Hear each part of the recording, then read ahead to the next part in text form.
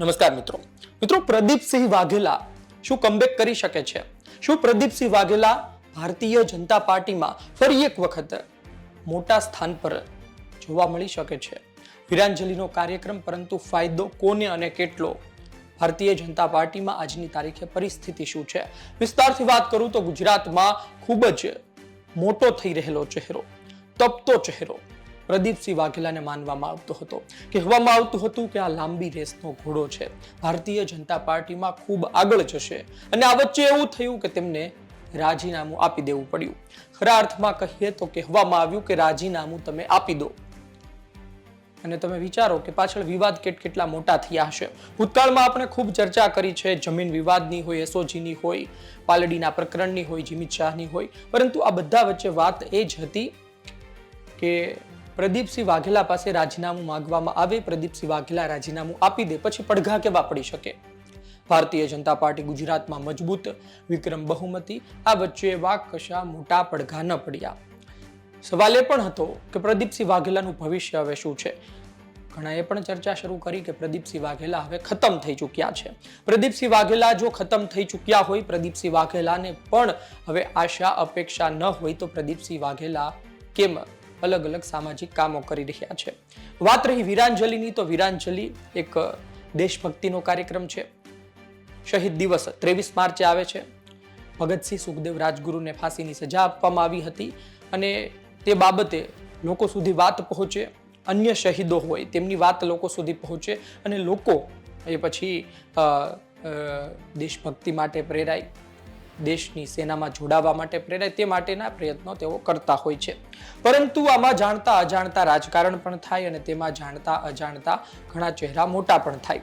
પ્રદીપસિંહ વાઘેલા તેમાંના એક છે. સીધી વાત છે કે કોઈ વ્યક્તિ ખૂબ મહેનત કરે, ખૂબ મોટું આયોજન કરે તો શ્રેય પણ તેમને જવાનો છે અને તેની નોંધ લેવાય તો તેનું કદ પણ એ દ્રષ્ટિએ મોટું થવાનું છે. પરંતુ ખરા અર્થમાં જે પ્રકારે પ્રદીપસિંહ વાઘેલા ધીમે ધીમે આગળ વધી રહ્યા છે, જોતા કહેવામાં આવી રહ્યું છે અને રાજકીય વર્તુળોમાં ચર્ચા ઉઠી છે કે પ્રદીપસિંહ વાઘેલા ફરી એક વખત ભારતીય જનતા પાર્ટીમાં કમબેક કરી શકે છે. હવે આ ફક્ત વાતો છે, આમાં કોઈ પુષ્ટિ નથી, આમાં કોઈ દમ નથી, પરંતુ આ વાતોની ચર્ચા એટલા માટે કરવી પડે કારણ કે પ્રદીપસિંહ વાઘેલા ગુજરાતમાં કોઈ નાનો ચહેરો નથી. ભૂતકાળમાં ભલે મોટા પદ પર રહ્યા અને ત્યારબાદ રાજીનામું આપવું પડ્યું, પણ આજની તારીખે ગુજરાતમાં મોટા પ્રકરણમાં પણ તેઓ અંદરખાને જોડાયેલા રહેતા હોય છે અને મોટા નેતાઓ સાથે ઉઠક બેઠક તેમની શરૂ રહેતી હોય છે. અલગ અલગ લોક સાહિત્યકારો સાથે તેઓ ડાયરો કરવા જઈ રહ્યા છે. પણ હજુ થોડા સમય પહેલા જ એક લોક સાહિત્યકારનો વિવાદ સામે આવ્યો હતો.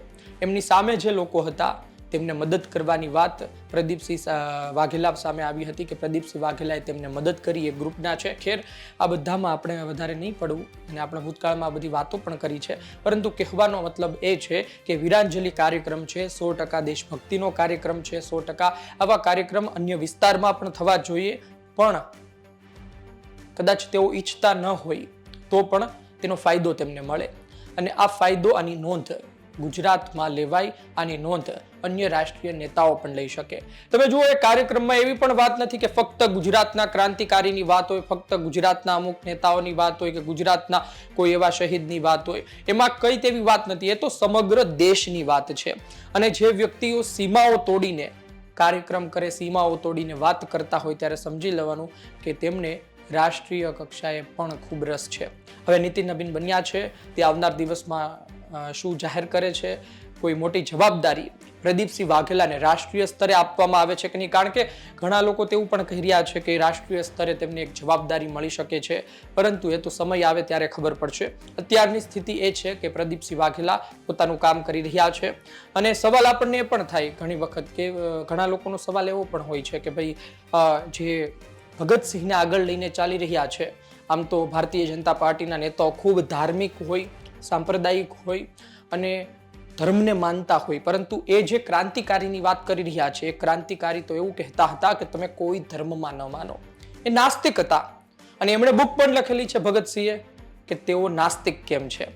આમ છતાં પણ શું એ વાત અવગણીને આ ધાર્મિક નેતાઓ ડાયરાઓ કરતા હશે, એમને એમની વાત કરતા હશે. તમે જુઓ કે અમુક ક્રાંતિકારીઓ આસ્તિક હતા, અમુક ક્રાંતિકારીઓ નાસ્તિક હતા. આ બધું ભૂલીને નેતાઓ તમામ ક્રાંતિકારીઓને સાંકળીને વાત કરતા હોય છે. અને ઘણી વખત જે લોક સાહિત્યકારો હોય એમની પણ એક અલગ દ્રષ્ટિ હોય. એ પોતે આસ્તિક હોય તો એ પ્રકારે વાત કરે, એ પોતે સમજુ હોય ને ખબર હોય કે આ નેતાની અહીંયા સુધી જ વાત કરવી જોઈએ, આ ક્રાંતિકારીની આટલી જ વાત કરવી જોઈએ. હું નેતાની એટલે કે ભૂતકાળમાં દેશ માટે કામ કરી ચૂકેલા નેતાની વાત કરું તો એ ત્યાં સુધી કરતા હોય છે. પરંતુ સવાલ તો એ થતો હોય છે. પરંતુ રાજકારણમાં આવું ચાલતું રહેતું હોય છે. અને આમ પણ આપણે ત્યાં ભૂતકાળમાં પણ ઘણી વખત કહેવાયું છે કે ભગતસિંહ એ ખૂબ મોટી ક્રાંતિ લાવી ચૂક્યા છે, પણ શહીદમાં એનું સ્થાન ખાલી ન હોવું જોઈએ. ક્રાંતિકારી તરીકે તેને સતત પ્રમોટ કરવા જોઈએ. ફક્ત શહીદ તરીકે એને એક તરફ મૂકી દેવાને ક્રાંતિકારી તરીકે સતત તેની વાતો કરવી, એમણે જે કામો કર્યા છે, એમની જે શૈલી હતી એ વિચારે એ પ્રમાણે જીવવું એ આખી અલગ વાત છે.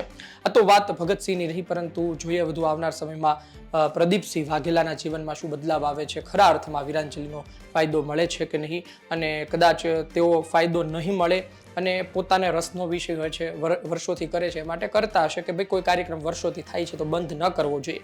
પણ મેં પહેલાં કીધું તેમ લોકો તો વિચારે, સભાઓ થાય તો પણ લોકો વિચારે, એની મોટા નેતાઓ સાથે ઉઠક બેઠક વધે તો પણ લોકો વિચારે. ના, લોકો વિચારે, નેતાઓ વિચારે, આ જ કારણોસર આપણે પણ ચર્ચા કરવી પડે. આપનું શું વિચારવું છે કોમેન્ટ બોક્સમાં લખજો.